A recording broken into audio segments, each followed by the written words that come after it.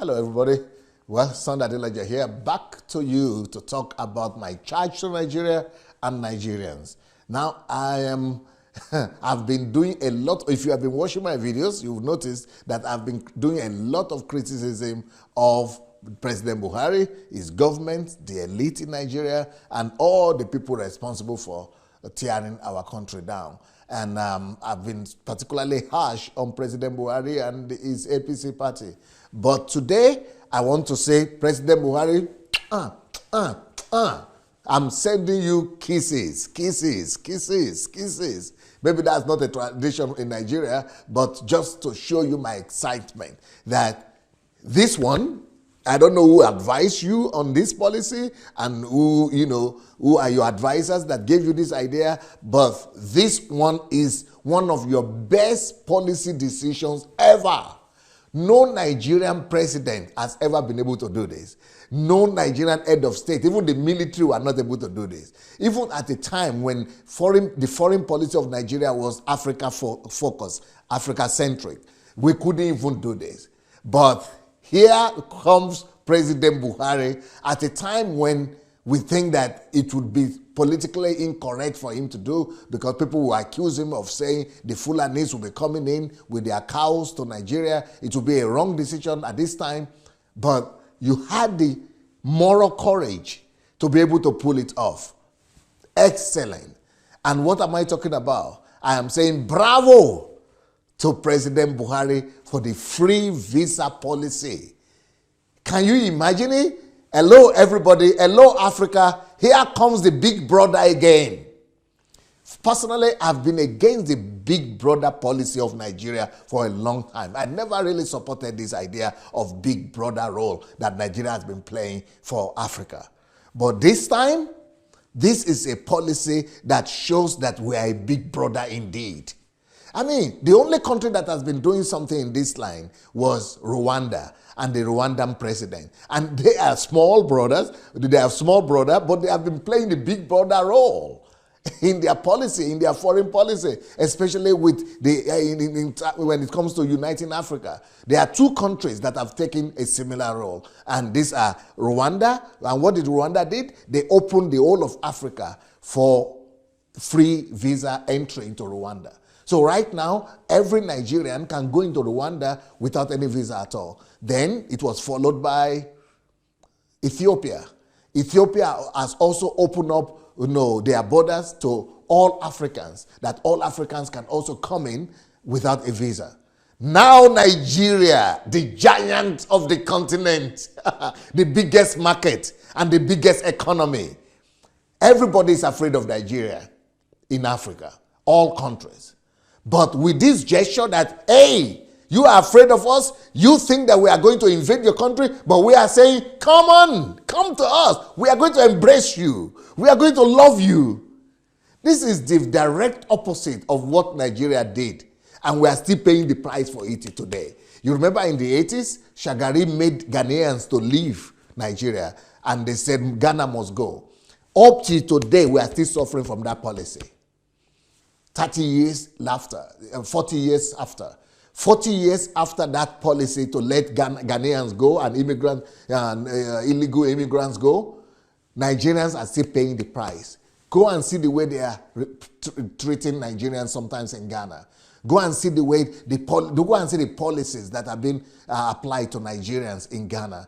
It's horrible, and this is all a fallout from that Ghana must go policy that we had in the 80s, 40 years ago.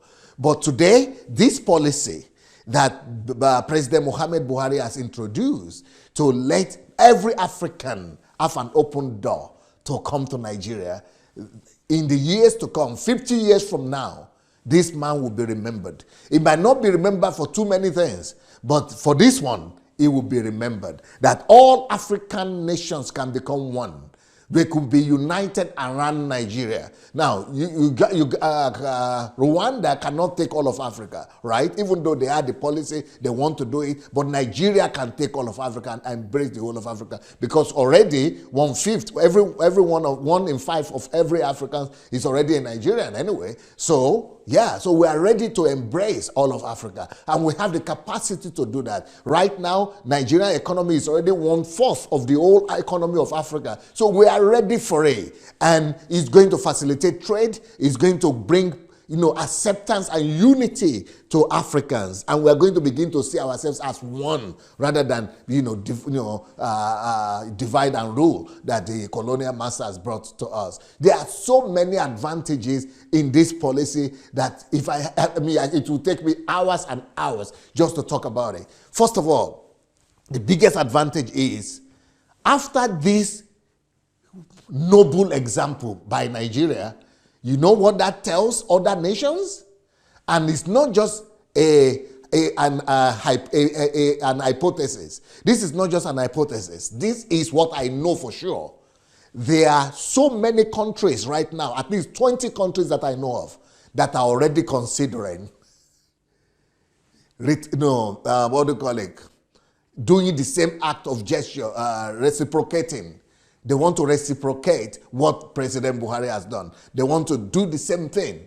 They want to open their countries so that Nigerians will no longer need visa to come to all these countries. And with time, all countries in Africa will open their doors for Nigerians to come without visa. You know what a shame it is that Nigerians cannot go to anywhere. Almost only 40 countries in the world where we can go to without visa. Otherwise, everywhere, everybody is humiliating us. Even simple Kenya there, for you to go to Kenya, you have to get visa. It's an embarrassment. I know somebody who wants to go into Zambia now as a missionary, cannot even go because he needs a visa. Zambia, simple Zambia, or South Africa, we cannot even go without a visa. But with this gesture from President Muhammadu Buhari, this is one of the few times I've been proud of my president. There are other times, but this is one of the few ones. Because other countries in Africa will be forced into embracing the policy because it's an act of goodwill. And the act of goodwill is always reciprocal. And what we have sown, we are going to reap in that sense. So other countries are going to begin to, maybe it will not be drastic, it will not be too fast, but other countries will begin to open their doors. And with Nigerians that like to travel, with Nigerians that like to go everywhere, the impediment of visa is a shame. It's just killing us. But all all those things that you have going on in Zambia, from Libya and the Mediterranean Sea, and people running through the desert and through the sea to go to Europe, we reduce. So the weight of travel of Nigerians and the amount of Nigerians trying to go to Europe, and it will reduce because they will be able to find opportunities all over Africa. And with the entrepreneurship spirit, enterprising spirit of Nigerians, they are going to begin to see that, wow, there are so many doors and open opportunities for them in all these African countries, that if they will have open door and, no visa to be able to go, they will not need to go to Europe. Go and look at Nigerians that have been able to find their way to South Africa. They are thriving. Go and see Nigerians that have been able to find their way to Kenya. They are thriving. Go and see Nigerians in Ivory Coast. They are doing well. The Nigerians that have been able to have been given the opportunity to use their entrepreneurship and enterprising skills in those countries, they are making it even better than Nigeria. So what I'm saying is that this rush and struggle to killing themselves in the desert and on the sea to go to Europe is going to drop, because there are going to be more opportunities in the continent, and the continent is big enough for all of us. So what President Buhari is doing is a statement in the right direction. People, and to my greatest shock though is that there are people in Nigeria right now that are criticizing that policy, especially the PDP people and people who are myopic, like what do you call this other is it Femi Gani or something, Femi something, You know, there is a guy in Nigeria that was a minister, he was a politician, and he's always criticizing because, like, you know, this guy spoke about him. I mean, President Obasanjo just said he just needs to talk. Just give him something to shop, he will begin to talk. You know, he's just saying rubbish all the time, and he's in line now with iPod. You know, he's one of the people that is supporting iPod. You know, he just married an Igbo girl recently. You know, so he used to criticize the Igbos. He used to he attacked the Bianca and, you know, the Ojukwu and others. And now, you know, because of his friendship with Kanu and his new wife, he has, you know, he's now doing everything to push the Igbos out of Nigeria and to make Yorubas do the same thing. You know, it's a kind of, it's a guy that is with some strange things in his head. So anyway, so he is coming up with a theory. I mean, I don't know. It has to be I don't want to use the word crazy. It has to be a distorted mind that will come up with this theory. You know, he's the kind of guy like Kanu, Nnamdi Kanu. Only the two of them can come up with those kind of crazy ideas. That one said Buhari is Jubril from Sudan. And then this one is saying the policy, the open door policy, the visa policy that Buhari introduced is so that Fulani people will be able to enter Nigeria from all of Africa. My. What a blind perspective. That it is because Buhari wants Fulanis to overtake Nigeria and to change the demographics of Nigerian people so that Nigerians will no more be Nigerians. Only Fulani will take over Nigeria and the Muslims. I mean, people are just mischievous. You cannot hate somebody to the extent that it doesn't matter what he does, he has to be wrong. And there's people who are hailing him and believing that. People are so myopic. It is alarming. How can you see evil in everything somebody does? How much hatred do you have inside to have done that? Even when you hate somebody and somebody is your enemy, when he does something right, you have to acknowledge it. This visa policy is one of the best things that Nigeria has done. Go and listen to what other countries, go and listen to the comment. Go and listen to the radio from Tanzania radio or television. Go and listen to Zambia radio. Go and listen to Kenya radio. Go and listen to South Africa radio. Go and listen to Mali radio. Go and listen to Burkina Faso radio. Go and listen to Ethiopia radio. Go and listen to Rwandan commentaries. Go and listen to Egypt commentaries. You will be surprised at the amount of praise that Buhari is getting for this. And somebody will come with some crazy theories and you'll be jumping at it. No, it's shame. In fact, let me show you one of the videos. Let me show you one of the videos from East Africa. Here is the latest Africa news update. Africa's largest economy and its most populous country, Nigeria, has announced visas on arrival to all Africans living on the continent. Nigerian President Muhammadu Buhari announced this great message during the Aswan Forum that all Africans visiting Nigeria will from January receive visas on arrival. The answer in our efforts to accelerate African integration, we in Nigeria have already taken the strategic decision to bring down barriers that have hindered the free movement of our people within the continent by introducing the issuance of visa as the point of entry into Nigeria to all persons holding passports of African countries with effect from January 2020. The change in visa policy by Nigeria comes on the backdrop of the signing of the African Continental Free Trade Agreement. Buhari further emphasized that a massive investment in transportation infrastructure is necessary for an African economic resurgence. By enhancing the... Well, you know, what has surprised me is looking at the reactions on this move by President Buhari is my Igbo brothers.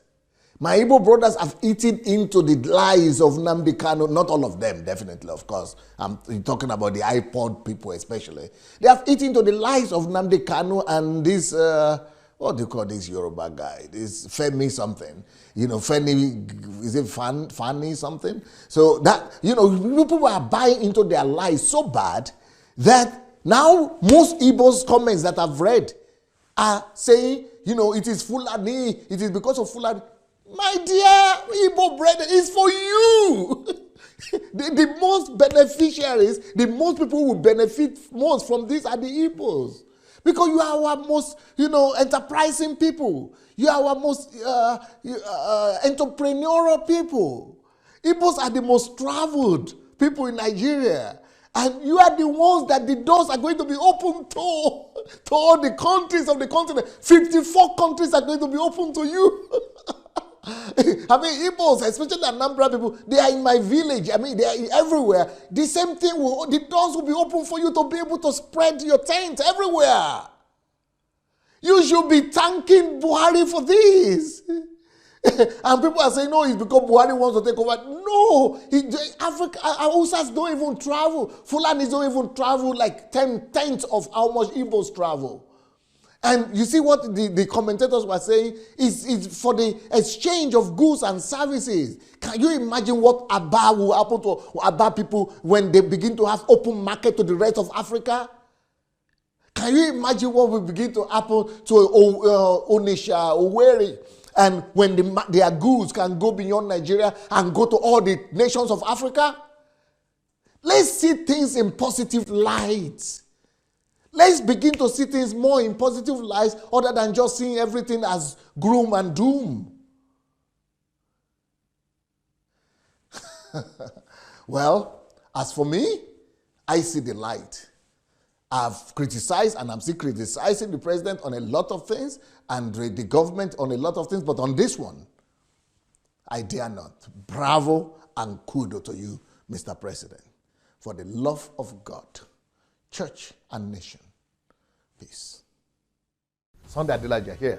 If you believe in nation building principles, please like this video, share it with your friends, and let's change our nations together.